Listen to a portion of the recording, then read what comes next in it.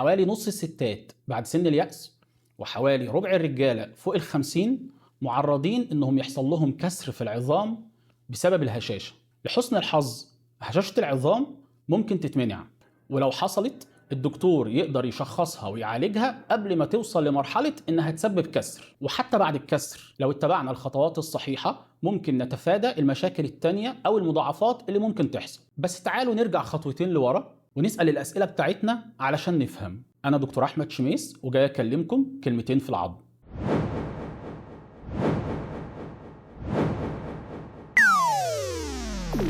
السلام عليكم. يعني إيه هشاشة عظام؟ جسمنا بيجدد ويستبدل مكونات عظامنا بانتظام. طول الوقت في فقد وفي تجدد، في خسارة وفي تعويض.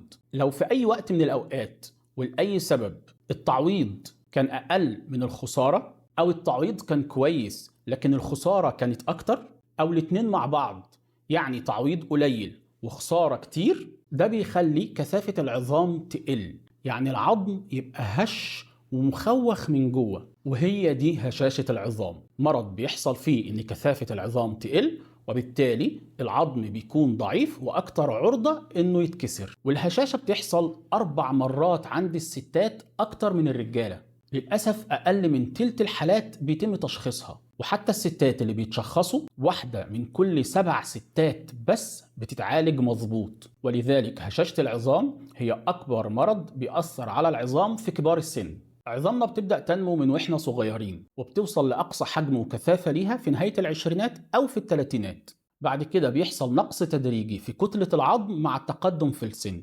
وفي الرجالة كتلة العظم بتبقى أكتر من الستات بحوالي 10-15% تقريبا.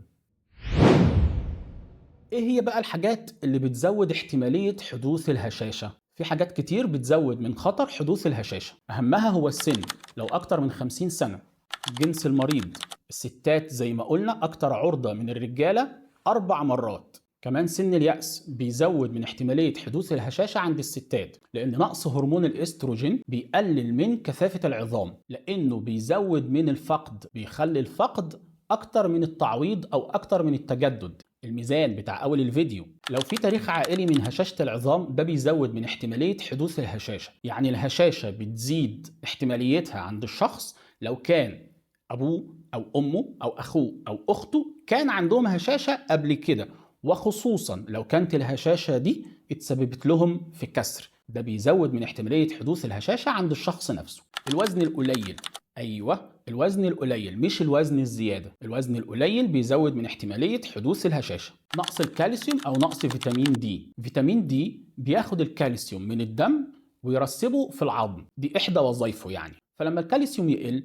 أو فيتامين د يقل ده بيزود من احتمالية حدوث الهشاشة. عدم تناول كميات كافية من الفواكه والخضروات. الفاكهة والخضار فيهم كالسيوم، فيهم مغنيسيوم، فيهم فيتامين سي، فيهم فيتامين كي. الحاجات دي كلها مهمة جدا في تكوين العظام. عدم تناول بروتين كافي. البروتين مهم جدا جدا في تكوين العظام، سواء كان البروتين ده من أصل حيواني أو من أصل نباتي. الكحوليات أعاذنا الله، الكحول بيقلل من تكوين العظام. كمان المشروبات الغازية، المشروبات الغازية فيها مادة اسمها حمض الفوسفوريك. حمض الفوسفوريك بيقلل من امتصاص الكالسيوم من الأمعاء، وده طبعا بيلعب في الميزانية لأنه بيخلي التعويض أقل من الخسارة. كمان بعض الأمراض زي السكر وأمراض الغدة الدرقية وزيادة نشاط الغدة الجاردرقية، الجاردرقية غير الدرقية. التدخين، التدخين بيقلل امتصاص الكالسيوم. كمان النيكوتين بيقلل تكوين الخلايا اللي بتكون العظم نفسها.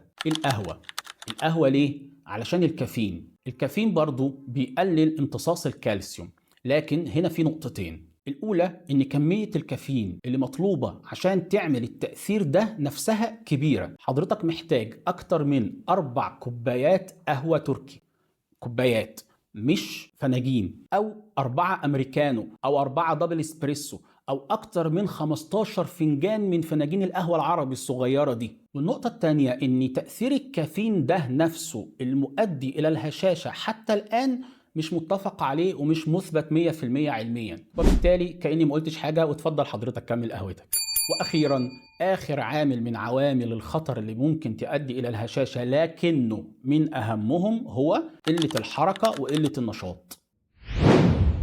إيه هي بقى أعراض الهشاشة؟ هشاشة العظام غالبًا مش بيكون لها أعراض، علشان التغيرات اللي بتحصل في العظم بتحصل بشكل صامت وتدريجي على مدار سنوات طويلة، ولذلك بيسموه المرض الصامت. بعض المرضى ممكن نشوفهم لأول مرة لما بيجولنا للأسف مكسورين في العيادة أو في المستشفى، والكسور عادة بتحصل في العمود الفقري أو في مفصل الحوض أو مفصل الورك أو في مفصل الرسغ. ليه التلات أماكن دول؟ لأنهم أكتر تلات أماكن بتقل فيهم كثافة العظام.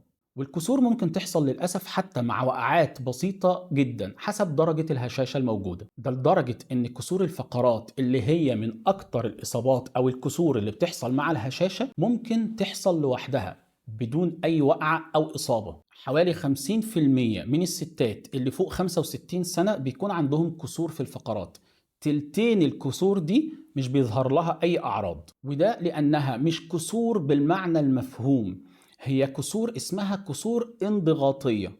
خلينا اشرح لك.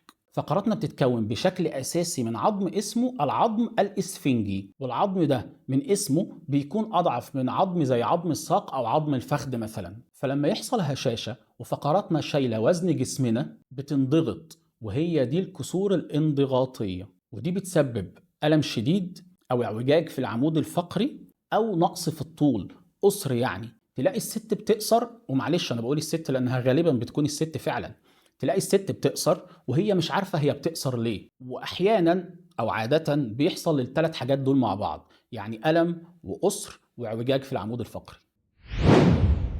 ازاي نمنع او نقلل احتمالية حدوث هشاشة العظام؟ الوقاية والعلاج من هشاشة العظام بيبدأوا منذ الطفولة وبيستمروا طول العمر، مش بنستنى لما نكبر في السن وبعدين نقول الوقاية. البنات الصغيرة لازم ما يحاولوش يكونوا دايما رفيعين، شوية وزن زيادة شوية بس يعني مش كتير، ممكن يكونوا مهمين لصحة العظام ويفيدونا بقية عمرنا. ناخد كميات كافية من الكالسيوم ومن فيتامين د، ناكل أكل صحي ومتوازن ويكون فيه بروتين كفاية وخضار وفاكهة كفاية، نتحرك ونلعب رياضة، ونوقف التدخين. إزاي نشخص هشاشة العظام؟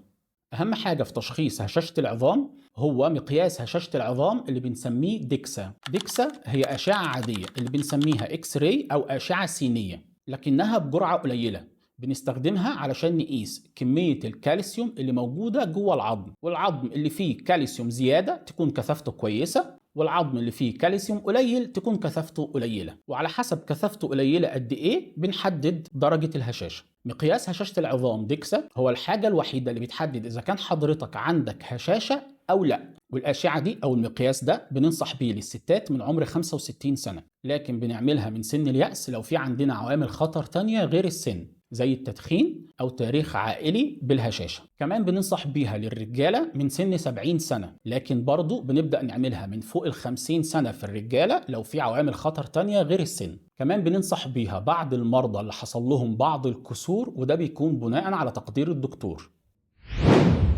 ايه هو علاج هشاشة العظام؟ الأدوية كتير وأشكالها الدوائية كتير، في أقراص، في إبر، في لزقات طبية، في بخاخات أنف، مش هندخل في أي تفاصيل من دي خالص، لكن اللي محتاجين نعرفه هو ايه أهمية إننا نلحق هشاشة العظام ونكتشفها بدري ونعالجها بدري.